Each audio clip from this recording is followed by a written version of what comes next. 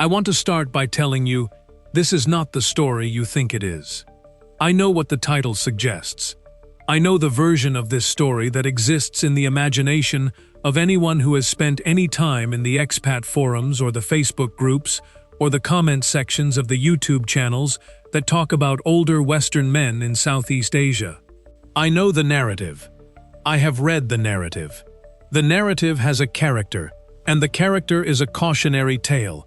And the cautionary tale has a specific shape, and the shape is designed to produce a specific response in the reader, which is a combination of judgment and distance, and the comfort that judgment and distance provide. This is not that story. Or it is that story, in the way that most human stories are more complicated than the version that fits cleanly into a shape designed to produce a specific response in someone who has never lived inside the story. What this is the account of a man who made choices, some of which were not wise, and who encountered the consequences of those choices in a doctor's office in Cebu City on a Tuesday afternoon in April, and who sat with those consequences and what they revealed about him with more honesty than he had applied to himself in the previous 6 months, and who discovered that the revealing, as uncomfortable and as humiliating and as clarifying as it was the most important thing that had happened to him since he landed. Let me tell you who I was when I arrived, before I tell you what I found out and what it changed. My name is Joe. I am 64 years old. I spent 26 years as a logistics manager for a mid-sized manufacturing company in Cincinnati, Ohio, that made components for the agricultural equipment industry and that I could not explain at parties without watching the person I was explaining it to locate the nearest exit. I was competent at the job in the way that people are competent at jobs that reward the managing of complexity and the containing of variables within predictable ranges, which is to say I was very good at making sure nothing went wrong and moderately bad at knowing what to do when nothing going wrong was no longer available as an option. My marriage to a woman named Sandra ended in 2019, 21 years. We had a son, Derek, who is 31 and who lives in Columbus, and who has his mother's organizational intelligence and his father's stubbornness in a combination that makes him effective at his job and occasionally frustrating to have a conversation with about anything personal. The marriage ended for reasons I will not attribute to Sandra, because Sandra's reasons were legitimate and the attributing of them would require more honesty about my deficits than this introduction has room for, and because the attributing of them is not what this story is about. What this story is about is what I did with the freedom that the end of the marriage produced, and what the doing of it cost me, and what the cost revealed. I retired at 62. The severance package from the company was adequate. The 401k was what 26 years of consistent contributions to a matched plan produces when you have not rated it for anything, because you had a wife who managed the finances with the discipline of someone for whom fiscal irresponsibility was a moral position and not just a practical failing. The Social Security was $1,416 a month, starting at 62, which I took at the reduced rate, because waiting required a confidence about my own longevity that I did not possess with sufficient strength to make the waiting feel rational. The Philippines was research, 6 weeks of it, thorough, the way I had been thorough about everything professionally for 26 years.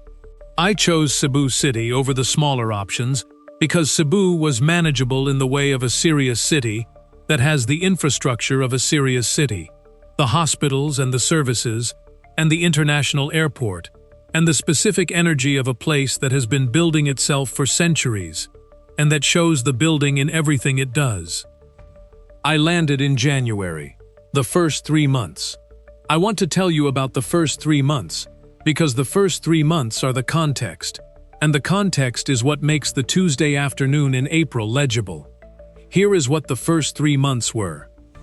They were the first 3 months of a 62-year-old man who had been in a faithful marriage for 21 years, and who had before the marriage not been in a faithful marriage because there had been no marriage, and therefore nothing to be faithful to, and who had, in his late 30s and early 40s, navigated the dating life of his era with the specific combination of loneliness and opportunity that the era provided, and who had now, at 62, arrived in a place where he was newly single and newly retired and newly located in a country where his financial position relative to the local economy made him, by the specific arithmetic of that situation, a person of more interest than he had been in Cincinnati for the last decade of his marriage.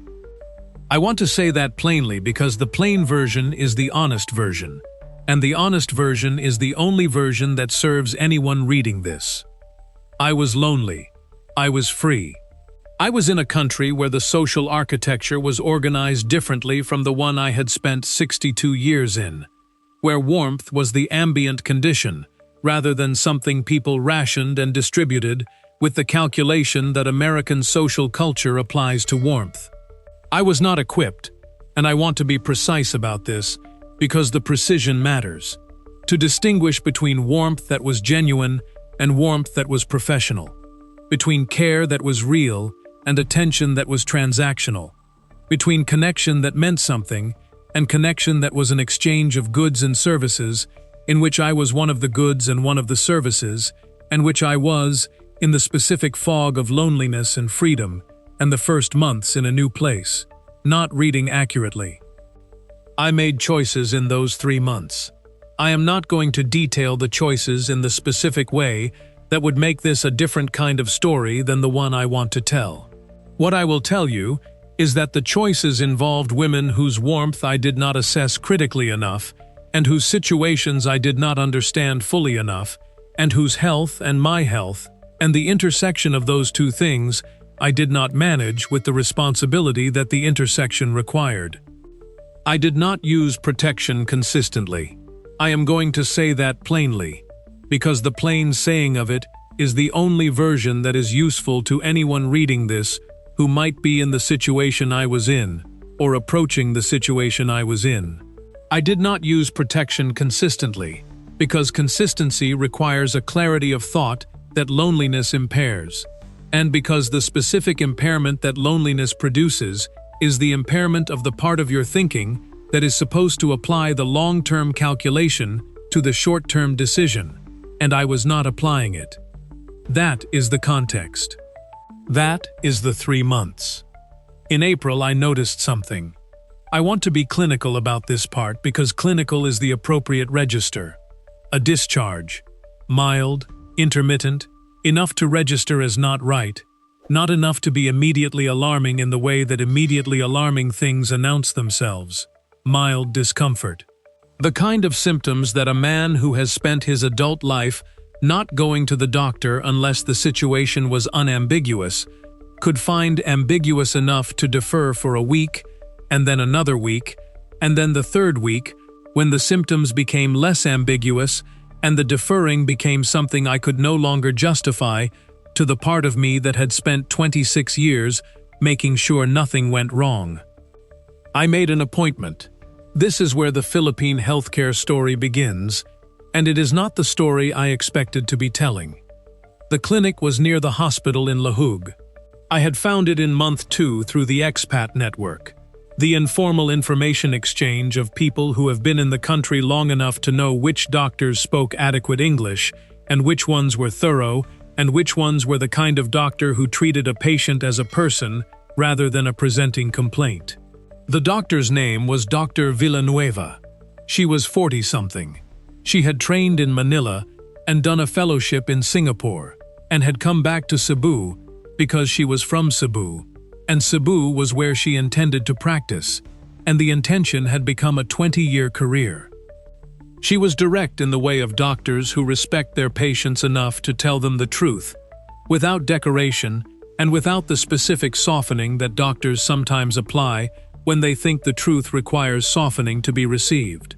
I have always preferred the undecorated truth to the decorated version, because the decoration requires effort to look past, and the looking past takes energy I would rather apply to the information itself.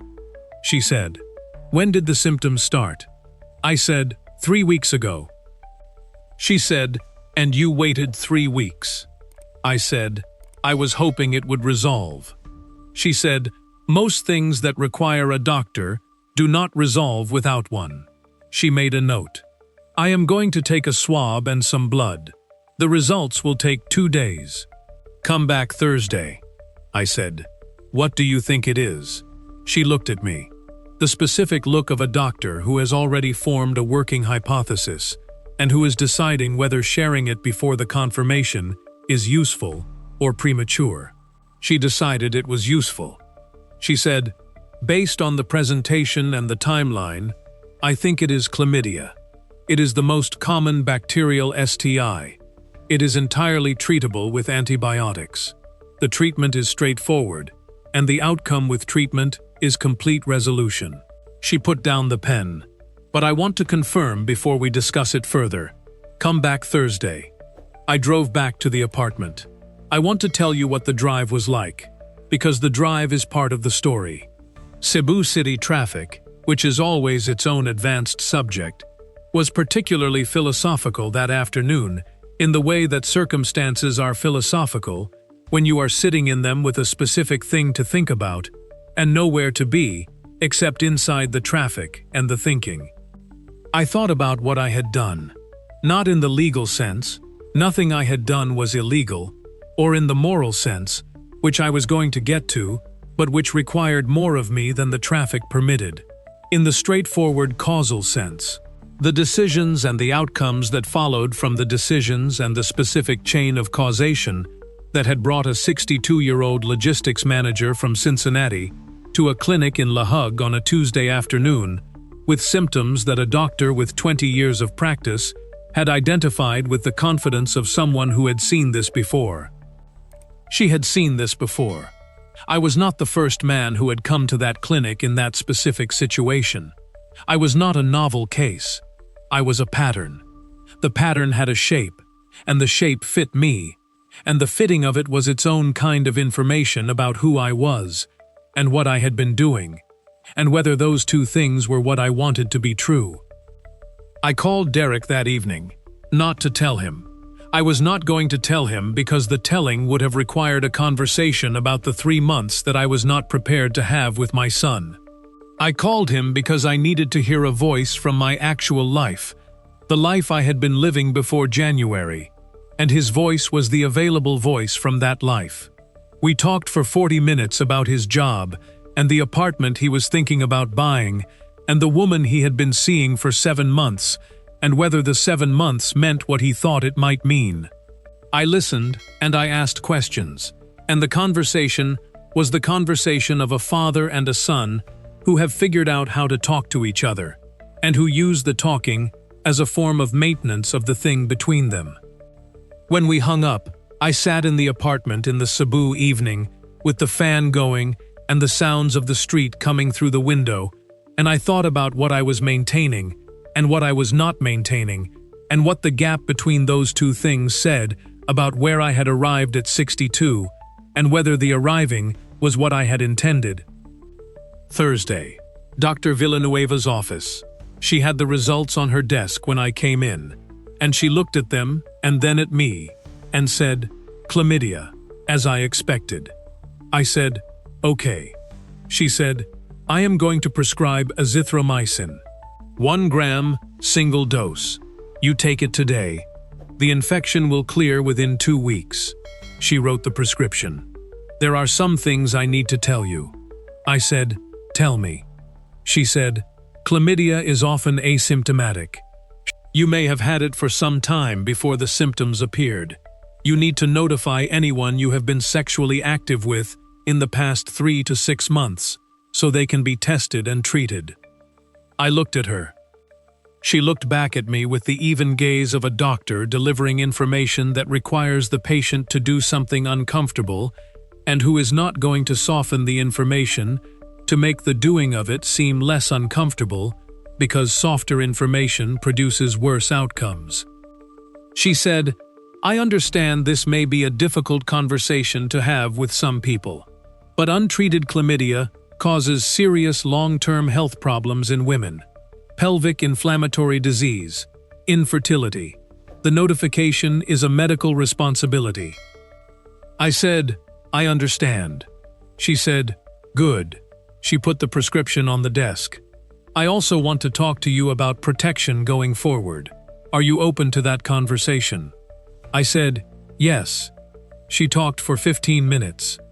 Not in the lecturing way of a doctor who has decided the patient is irresponsible and who is administering a moral correction dressed as medical advice. In the informational way of someone who has relevant expertise and who is sharing it because the sharing is useful.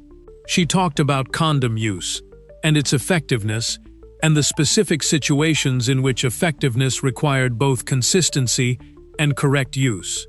She talked about regular STI testing as a baseline practice for sexually active adults, not as a response to a situation, but as a routine, the way blood pressure monitoring was a routine and not a crisis response. She talked about PrEP and its availability in the Philippines and the specific circumstances in which it was appropriate to discuss. She said, at the end of it, do you have questions? I said, why aren't you judging me? She was quiet for a moment. Then she said, judging you does not improve your health outcomes. Giving you accurate information does. I am a doctor. Accurate information is what I have to offer. She looked at me steadily. The choices you make with the information are yours. I picked up the prescription. I walked to the pharmacy. I filled the prescription. I took the azithromycin at the pharmacy counter with a glass of water that the pharmacist provided without being asked, because he had seen people take that specific prescription at that counter before, and understood that the counter was the right place to take it, rather than a pocket to carry it home in.